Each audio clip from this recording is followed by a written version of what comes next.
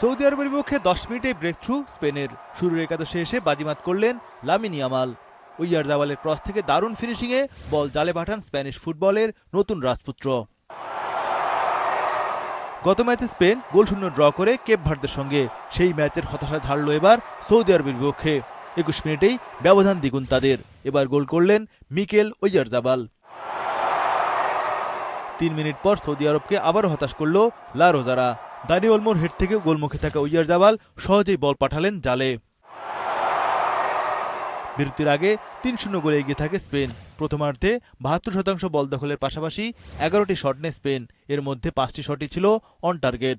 এক লাইটেই নিশ্চিন্তে চলে দিনের পর দিন। Walton emergency bulb, the best emergency bulb. দ্বিতীয়ার্ধে নেমে 4 মিনিটে আবারও গোল হজম করল সৌদি আরব। কুকুরেয়ার ভলেই গোলকিপার প্রতিহত করল ডিফেন্ডার তামবাক্তির শরীরে লেগে বল জালে জড়ায়। বিশ্বকাপে এটি 8ম আত্মঘাতী গোল। 4 গোলে এগিয়ে থেকেও সৌদি আরবের ডিফেন্সকে ব্যস্ত রাখে স্পেন।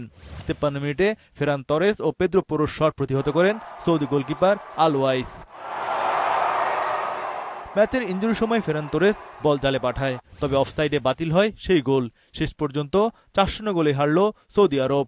ফিফা বিশ্বকাপে পঞ্চমবারের মতো 4 বা তার বেশি গোল হজম করল মধ্যপ্রাচ্যের দলটি। এই ম্যাচে প্রথমার্ধের মতো দ্বিতীয়ার্ধেও 11টি শট নেয় স্পেন, যার মধ্যে 3টি ছিল অন টার্গেট। অপরদিকে পুরো ম্যাচে মাত্র 1টি শট অন টার্গেটে রাখতে পারে সৌদি আরব।